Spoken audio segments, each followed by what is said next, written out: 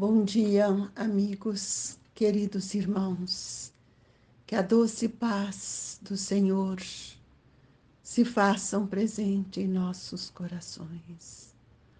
Dai-nos o amparo, a confiança e amplia nossa fé, Jesus, para que possamos modificar, melhorar os nossos sentimentos e nos tornarmos seres mais úteis. Que a reflexão desta manhã, esse evangelho sublime, possa balsamizar o meu pensamento e os meus sentimentos, para que eu tenha um despertar diferente.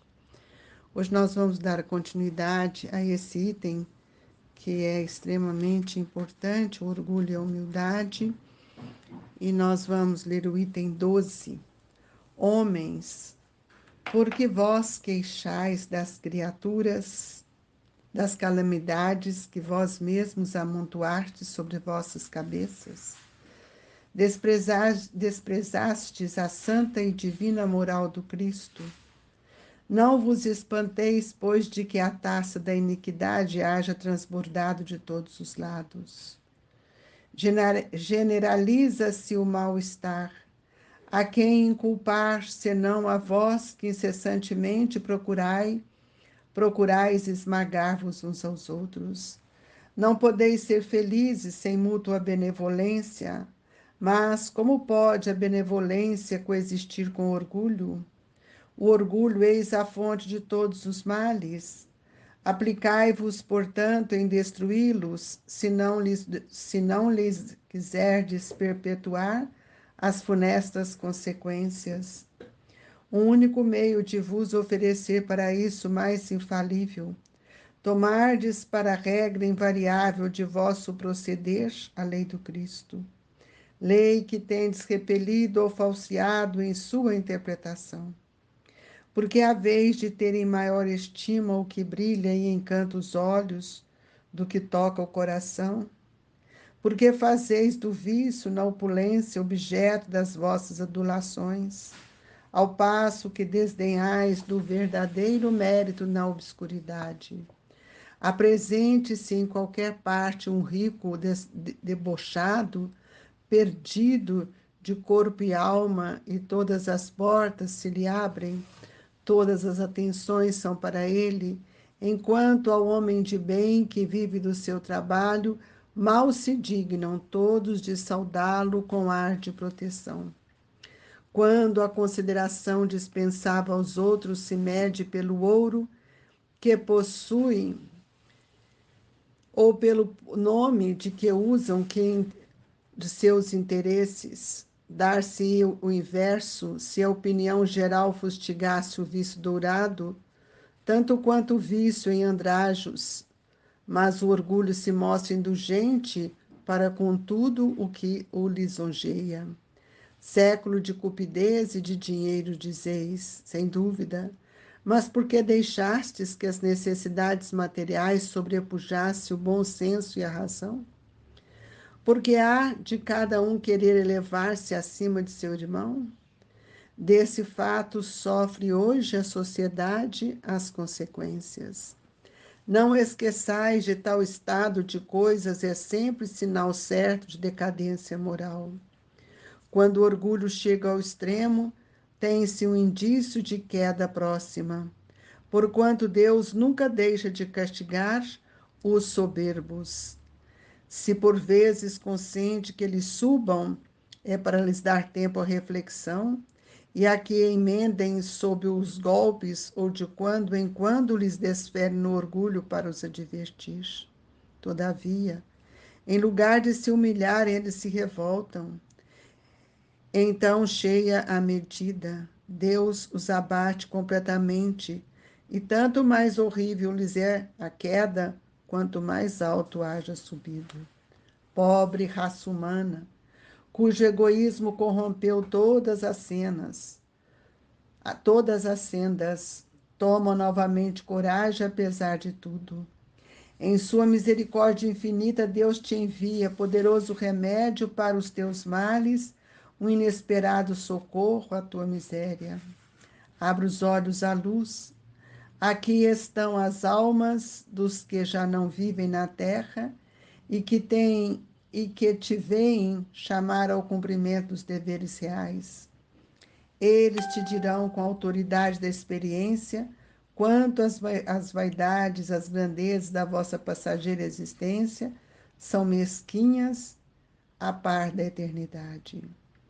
Dir-te-ão que lá o maior é aquele que haja sido mais humilde entre os pequenos deste mundo, que aquele que mais amou os seus irmãos será também o mais amado no céu, que os poderosos da terra se abusaram da sua autoridade, ver-se-ão reduzidos a obedecer aos seus servos, que finalmente a humildade e a caridade, irmãs que andam sempre de mãos dadas, são os meios mais eficazes de se obter graça diante do Eterno.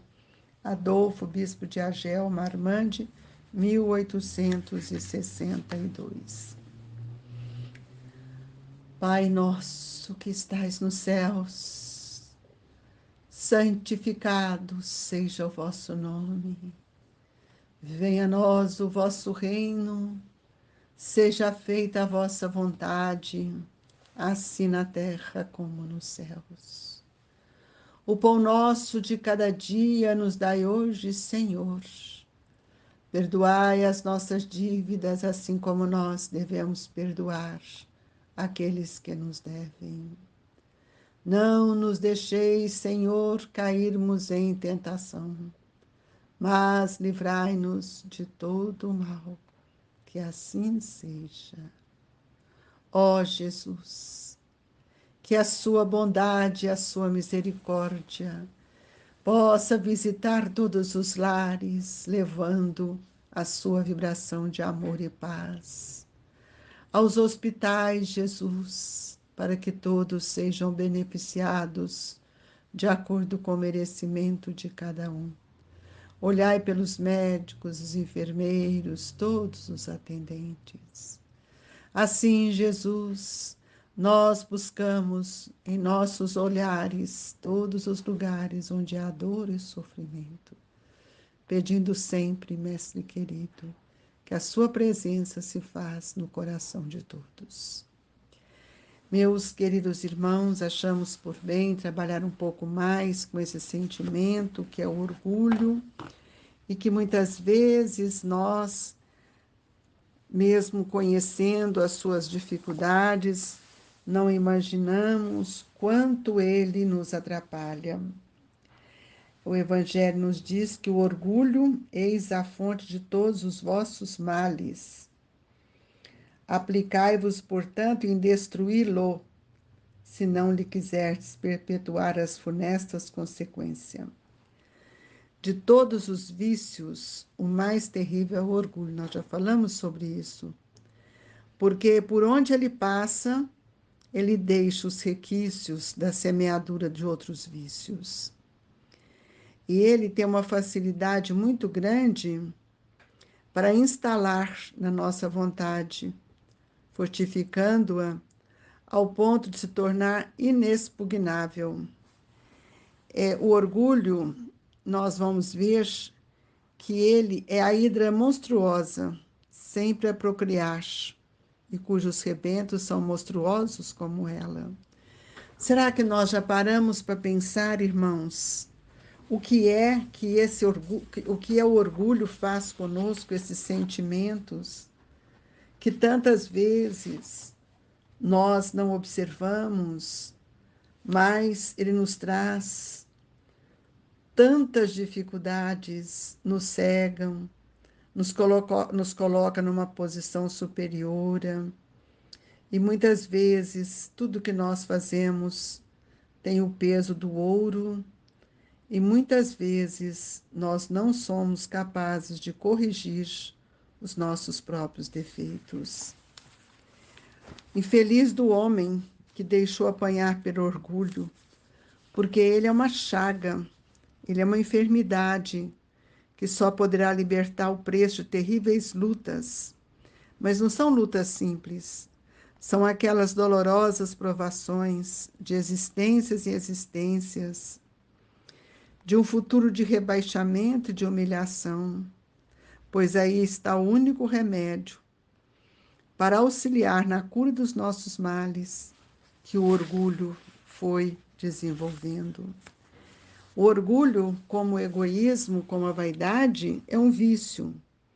E esse vício tem causado em todos nós um grande desastre. Podemos dizer até que ele seja um flagelo, porque ele vai dominando as pessoas e vamos caindo todos nessa vibração que só ele é capaz de nos trazer, prejudicando-nos de forma assustadora. E outra coisa que chama a atenção dos nossos irmãos, e que peço que tenha muito cuidado, é que o orgulhoso, o orgulho, ele traz para nós grandes discórdias, discussões que não têm nada a ver, são discussões infunestas, trazem rivalidades, intrigas, ódios e guerra. Nós estamos vivendo na humanidade guerras, momentos de guerras no Oriente, na Europa. Nós perguntamos, será que eles sabem por que eles estão lutando? No fundo da causa, qual é? Orgulho. É aquilo que eles querem para si. Mostrar superioridade, mostrar força dominadora. São mentes doentes, mentes totalmente desalinhadas com as leis de Deus, conforme o Evangelho vai nos ensinar. Então é preciso que a gente possa olhar que nós não podemos deixar que as necessidades materiais sobrepujam o nosso bom senso e a razão. Só aquele que não tem bom senso e razão, e isso mostra que é o estado de maturidade, é que nós vamos passar a perceber que esses espíritos, muitas vezes, caem nas suas próprias armadilhas, porque ele não pensa na consequência dos seus atos. Então, nós não podemos nos esquecer que todo estado de coisas é sempre um sinal de decadência moral. E quando o orgulho chega ao extremo, ele nos provoca uma queda, um indício de uma queda própria, porquanto Deus nunca deixa de castigar os soberbos. Está aqui no Evangelho. Então é preciso que a gente tome bastante cuidado, pois o orgulhoso, ele desvia o nosso pensamento, o nosso olhar, e ele é capaz de desviar até mesmo os sentimentos mais nobres em função de outros que ele vai nos estimulando e passa a nos enganar sobre o nosso valor, cegando-nos sobre nossos defeitos. Ele não enxerga a si mesmo, ele não vê a dificuldade dele, mas só vê a do outro. E apenas um exame rigoroso de nossos atos, de nossos pensamentos, é que vai nos permitir nos reforçarmos. Quando nós passamos a sentir, né, que o orgulho nos submete a determinadas situações e que muitas vezes nós, quando acordamos, já passou a oportunidade. De todos os homens, é aquele que menos se conhece.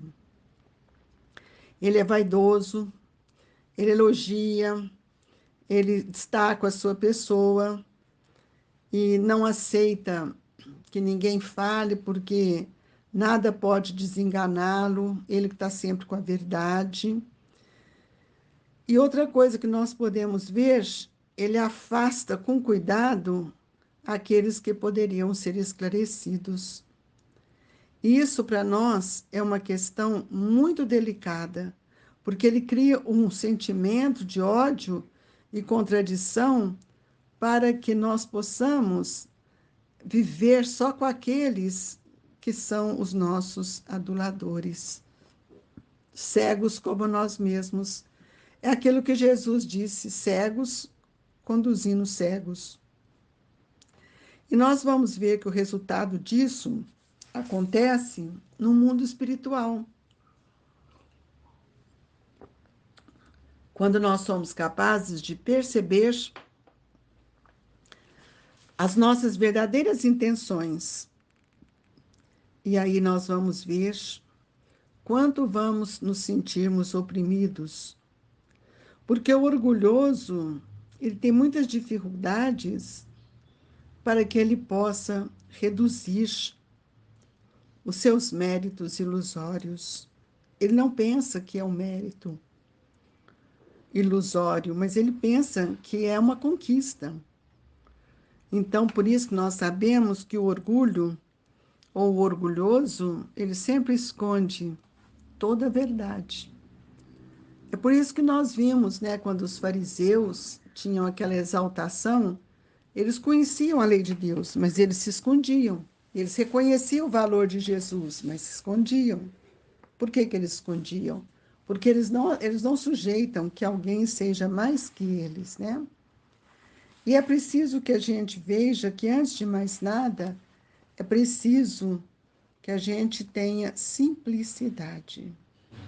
E a simplicidade, ela vai nos puxar para a sinceridade. E com isso, nós vamos desenvolvendo a equidade do coração e do espírito. E muitas vezes essas duas virtudes, a equidade do coração e do sentimento, que vem como a simplicidade e a sinceridade, são virtudes desconhecidas do orgulhoso. Do orgulhoso não aceita. Então, o pensamento de tantos seres e coisas que nos está envolvendo, nos envolve todo dia, às vezes até dominam, é insuportável a ele e ele o repele. Então, o homem simples, humilde de coração, rico em qualidades morais, chegará mais depressa à verdade. É óbvio isso, né? Porque o homem simples e humilde, ele tem uma bondade dentro de si. E ele é mais passível. E quando ele é passível, também torna-se um ser melhor. E ele vai percebendo que ele tem faculdades espirituais que não são faculdades inferiores.